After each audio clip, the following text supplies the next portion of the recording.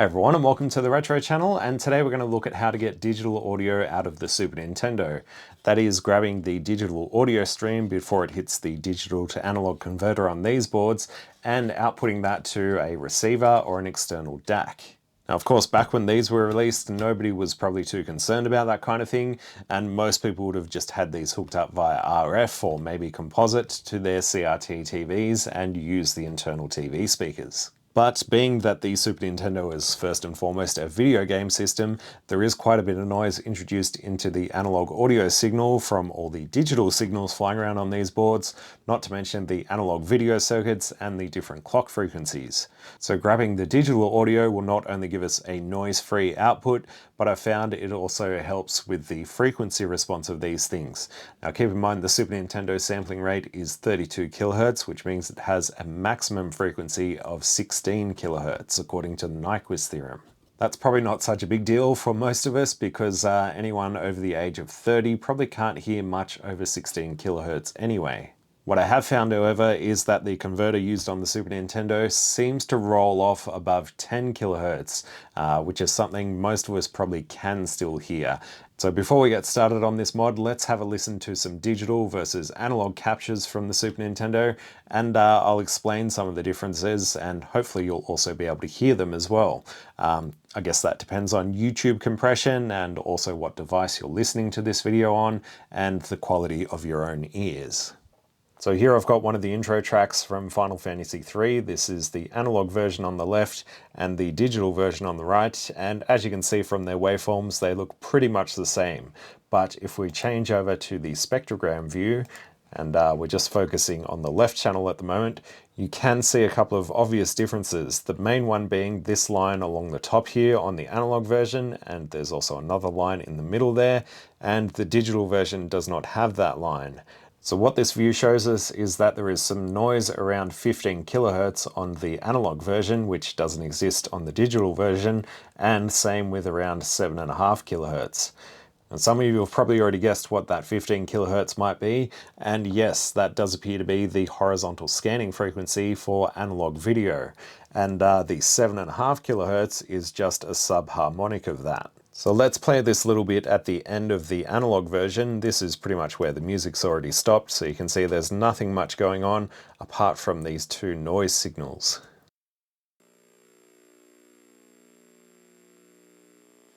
So you may have noticed some obvious buzzing, and if we play the same part in the digital version,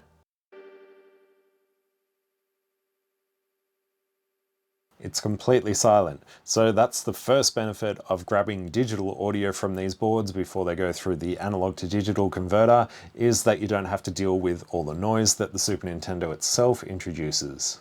The other obvious thing we can see here is our frequency response. So around 15 kHz, it quickly rolls off. At around 15.5, there's basically no information up here, whereas the digital signal extends all the way up to that 16 kHz. And it also looks like there's more intensity on the digital version, even at above around 7.5 kHz. So the more intense these lines look, the more actual signal information is contained in these upper frequencies. So you can see it's sort of a bit more faded on the analog version. Let's have a proper listen to this track. So I'll start off with the digital version, and every so often I'll flip back to the analog and then back to the digital.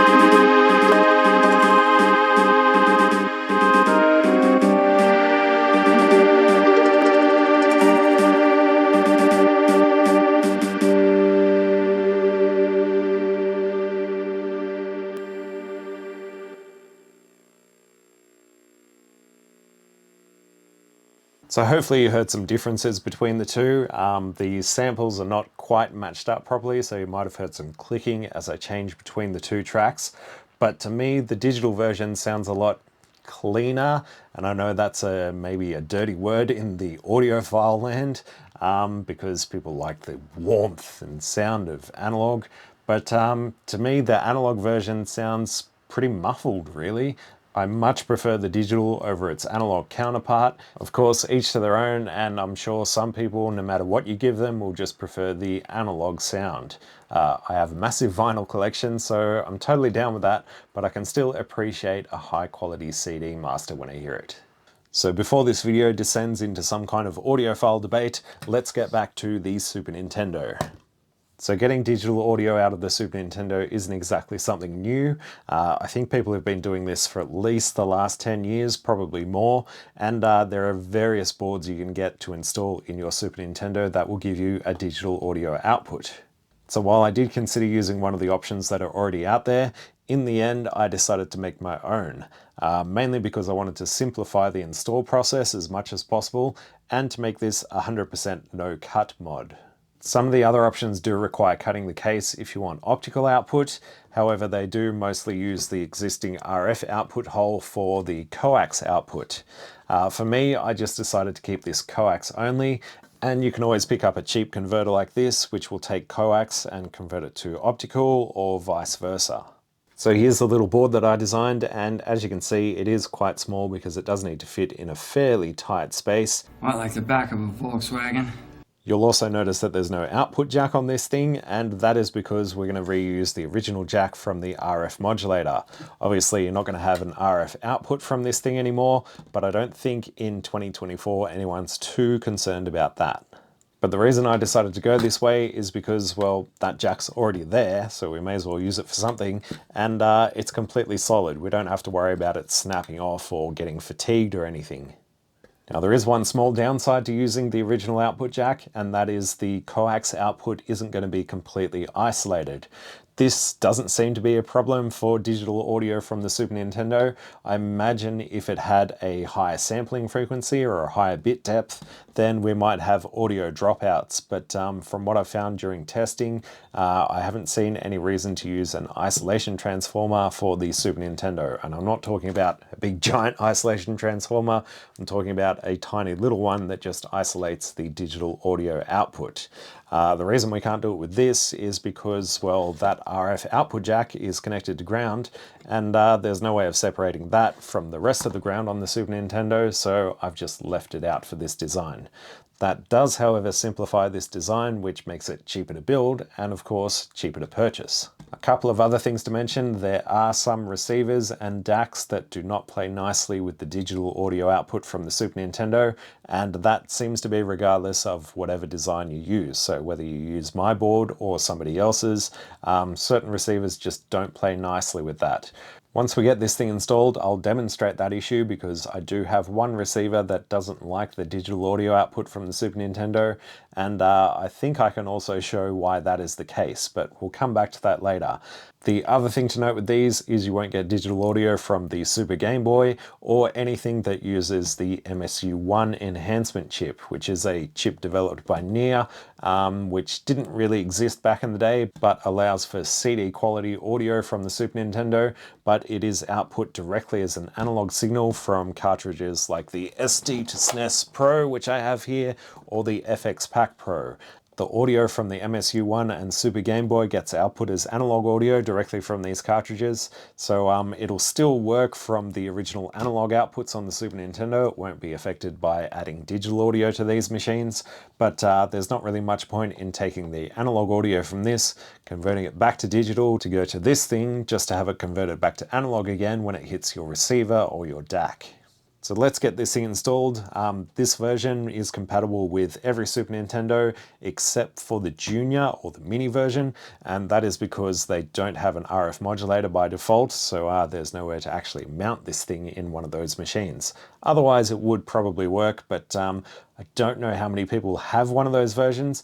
In fact, I don't even think it got released in PAL territories, so I've never actually seen a Super Nintendo Junior before. So I'm going to demonstrate the install with the SHVC version. This is the first revision Super Nintendo that came out, but I do have wiring diagrams for all other versions except for the Junior, of course. So once you've liberated the main board from the case, for the SHVC version, we need to pop off this sound module, which just lifts out, and then we need to take the screw out of the voltage regulator, and these few screws that hold this metal heatsink on. Right, with that out of the way, we now have access to the RF modulator, and the first thing we need to do is take the top cover off this thing. So I'm just using this little pry tool, but you could also use something like a flat blade screwdriver, and we just need to get it under this little lip of the RF can, and the top of it should just pop off.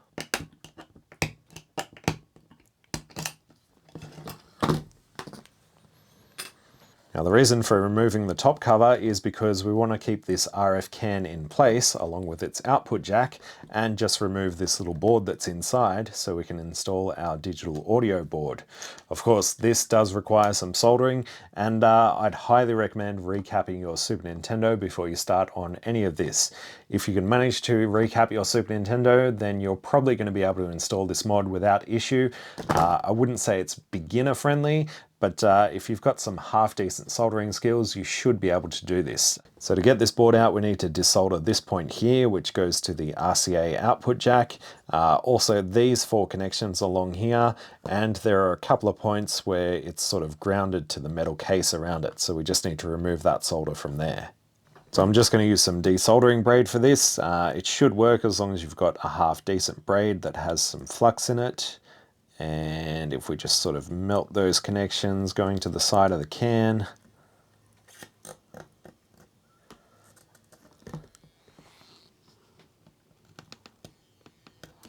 that should do it.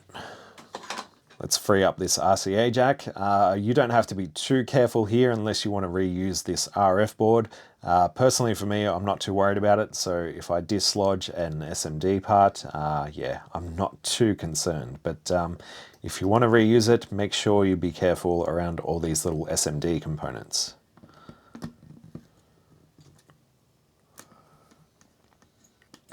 And that should be that jack freed. There's also another blob of solder up on this corner, so we'll get rid of that. That should do it. And we've got another one down here. And then finally, just these 4 pins.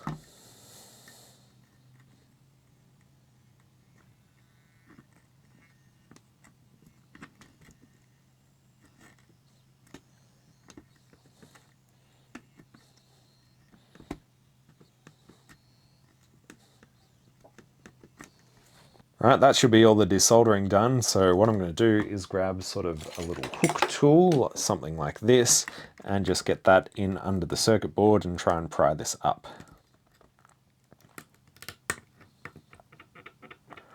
Of course, if you're not worried about keeping this board, you can be a little bit more rough with it, which is what I'm doing here. It just snapped in half.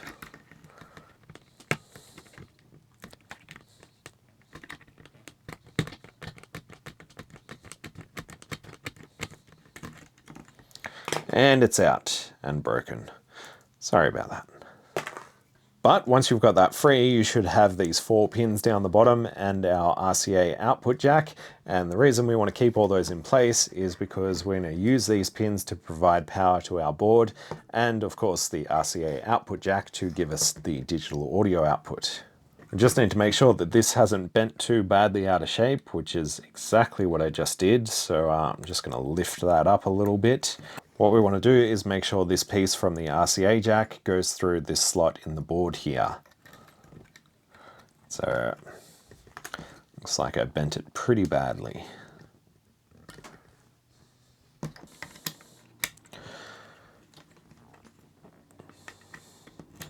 There we go, that's got it. So that's now popped through the board, as has our 4 pins down here, so we can get all that soldered into place. And I also exposed some copper on some of the corners here so we can solder the actual board to the RF can. So let's just solder this first. That'll do. Do these pins.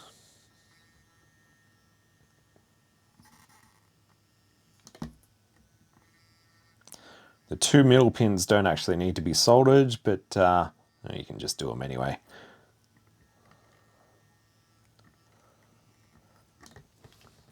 And then we'll just add a bit of solder to these edges here. So just put the soldering iron on the RF can and the actual digital audio board. Eventually, we'll get something like that.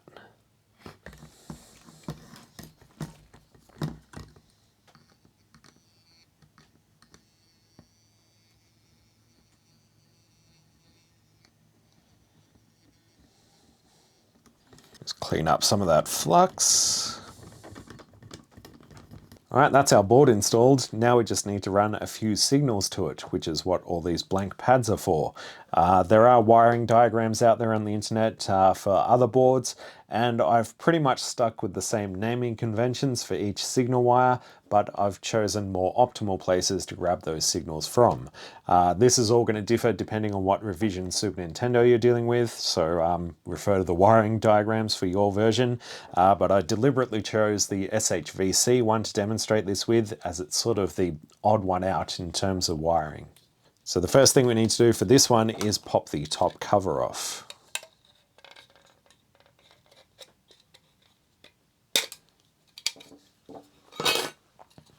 That'll give us access to the bottom side of this board, which is all we need to get to. It's much easier to solder from some of the points on this side of the board than it is to solder to the actual DSP chip, which is the size of one of these PPUs. So very fine pin pitch on these, and I've found some better places to grab these signals, which are much easier to solder to. All we need to do is expose some of these vias here, which have like a conformal coating over them or something. So I'm just going to use my little pry tool here, and there are 5 vias that we need to expose. So we need to expose the one down here, which is right next to this connector here. So I'm just going to sort of lightly scrape at the top of this.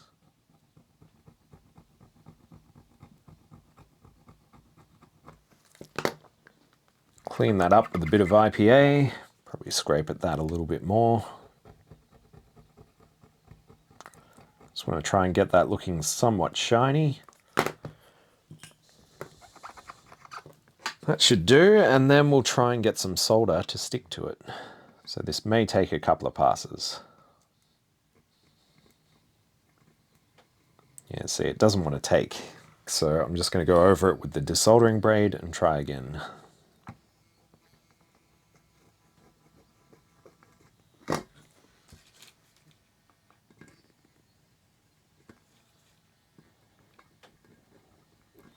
All right, that's one of our points prepped, 4 to go.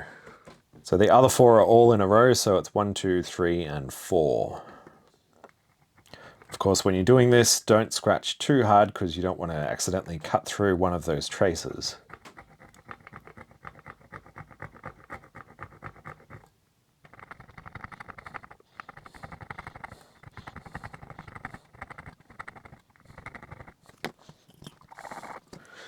And once again, I'll just try and add some solder and probably run over it with the desoldering braid a couple of times, just to get these pads taking solder. All right, we've got all 5 points ready to go. Now we just need to attach some wires to them. So I'll reinstall this on the Super Nintendo. Don't worry about the heatsink just yet. That's only going to get in your way at this point in time. We'll reinstall that later. While I'm here though, I might just prep these pads with a little bit of solder as well.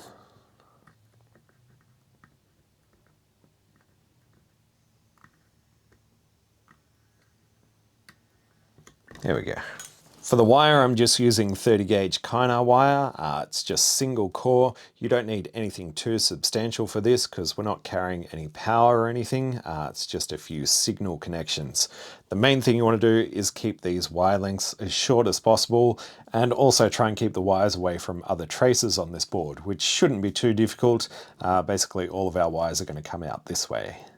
So I've just stripped a tiny bit off the end of my Kynar wire, and we're going to attach this to our first point down here.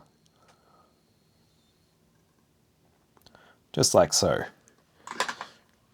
Now, because this thing normally has a shield that sits on top of it up this way, we're going to have the wire come out of the corner part here. So I'm just going to bend this wire roughly into place. You can leave a little bit of slack on these, that's perfectly fine. And then it's just going to come down to one of these pads down here. Not too concerned about the length at the moment, so we'll just cut it somewhere around there. And this connection goes to DSP78, so it's going to be the topmost pad on our digital audio board.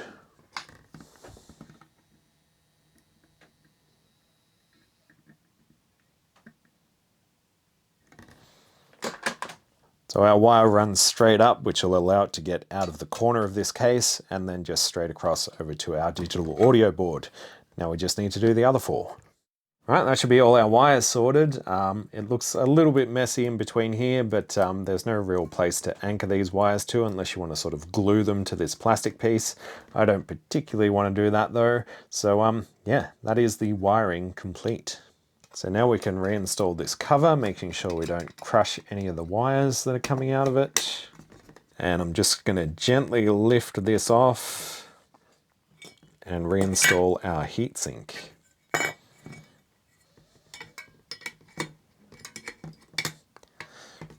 Get that roughly into place, plug that back in so it doesn't go anywhere, and screw all this back down. Right, and that should be our mod complete. So we now have digital audio from this RF output jack. I might just put a little label over that so I know it's been done. And let's give this thing a test, make sure that it actually works.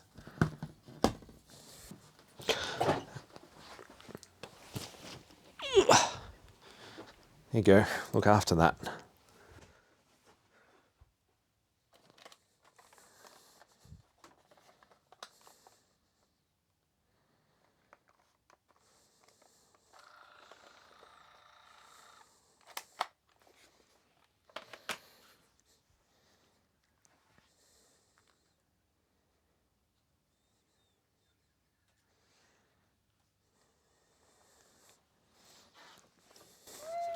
Meow. Do you need to go in the window? Go. Right, anyway. There we go. Spoof. A little off center, but that'll do. So with it hooked up to my external DAC, it sounds perfectly fine. There's no dropouts or anything.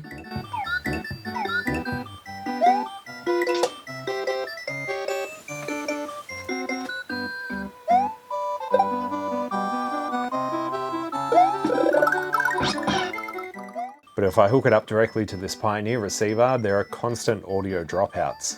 And you'll also notice the PCM indicator flickering.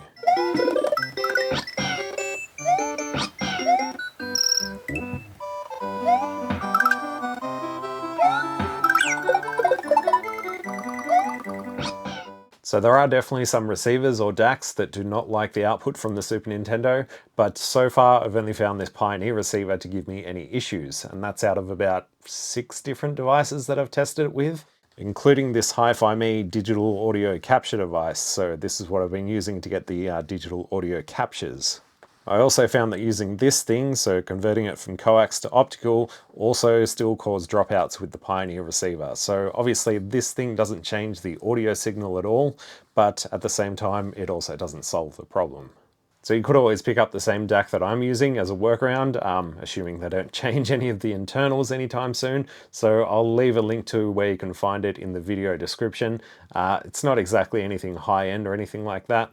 I pretty much picked it up because it supports high bitrate Bluetooth, and I usually use it for just music streaming, but apparently it also works with the Super Nintendo digital audio, so that's another option, I guess. And as I mentioned, I think I know why the audio drops out, and it's something we can actually see on the oscilloscope. So let me just hook this up, and we're just going to probe the digital audio stream, which I think is this one. Yes, so I've just got the scope in roll mode, and you can see those little periodic gaps every so often. They correspond to the exact same times that my Pioneer receiver drops the audio signal. So it looks like when there's no sound samples being played, the Super Nintendo just drops the entire audio stream. And this isn't just isolated to my board here. I've also got Firebrand X's digital audio mod, and it does the same thing despite being a fairly different design. So it looks like this is a problem that affects all Super Nintendo digital audio mods, and I guess it's just luck of the draw with your receiver. Obviously the Super Nintendo was never intended to output digital audio in the first place, so I guess we can't blame Nintendo for this one. But on that note, I'd highly recommend the digital audio output mod for the Super Nintendo. Obviously, I'm selling these as well, so I may be slightly biased. You can find them on the Tindy store. But there's also other options out there, so be sure to check out them, especially if you need optical output, which mine obviously doesn't have by default, but you can also use one of these little converter boxes. So that is it for this one. Thank you all for watching. Leave your thoughts and comments down below, and I will hopefully catch you in the next one. And a huge thanks to the people that support the channel on Patreon and help me keep all this stuff going. So thank you all for watching. Catch you next time. Bye.